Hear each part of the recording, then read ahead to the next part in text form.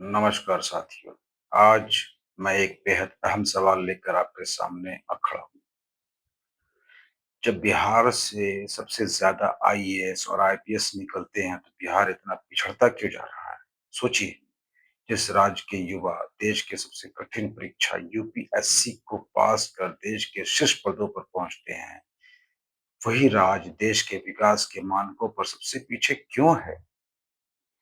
शिक्षा से प्रशासन तक का सफर, लेकिन राज्य के बाहर बिहार के छात्र मेहनती हैं, तेज हैं, अपनी काबिलियत से यूपीएससी जैसी परीक्षाएं पास कर लेते हैं।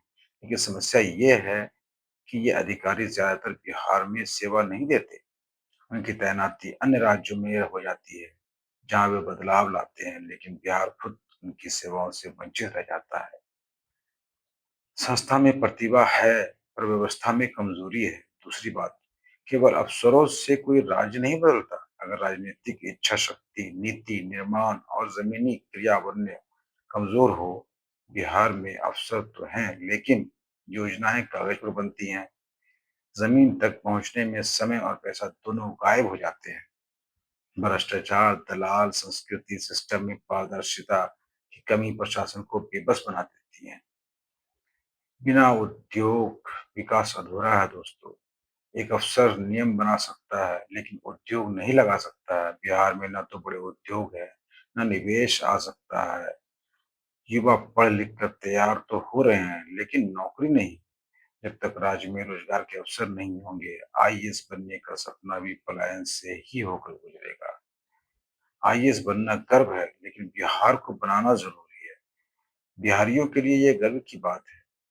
उन्होंने सबसे ज्यादा सिविल सेवक देश को दिए हैं, लेकिन जब जरूरत की, हम सिर्फ देश नहीं, अपने राज्य की भी सेवा करें। बिहार में तैनात अफसर अगर ईमानदारी, संवेदनशीलता और दूरदर्शिता से काम करें और सरकार अगर कहे उन्हें सही समर्थन दे, तो बहुत कुछ बदला जा सकता है। नीति, नेतृत्व, निगरानी की कमी है दोस्तों। बिहार में हर योजना की घोषणा होती है, लेकिन उसका पूरा होना संदेह के घेरे में रहता है।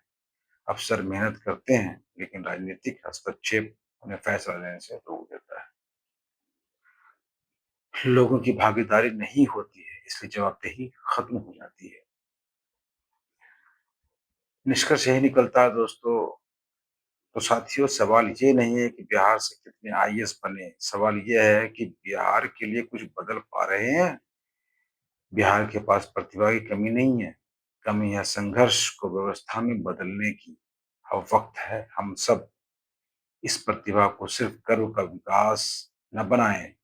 विषय न बनाएं, बल्कि उसे विकास का इंजन बनाएं, ताकि आने वाली पीढ़ी को ये सवाल न पूछना पड़े कि हम सबसे ज्यादा आईएएस देते हैं, फिर भी सबसे पीछे क्यों हैं। प्लीज दोस्तों, इस वीडियो को आप ज्यादा से ज्यादा लाइक करें, कमेंट करें और शेयर करें। और प्लीज सपोर्ट करें, क्योंकि ये बिहार की बात है, हमारी बात है, आपकी बात है, हम सबकी बात है, हम सारे बिहारियों की बात है। धन्यवाद।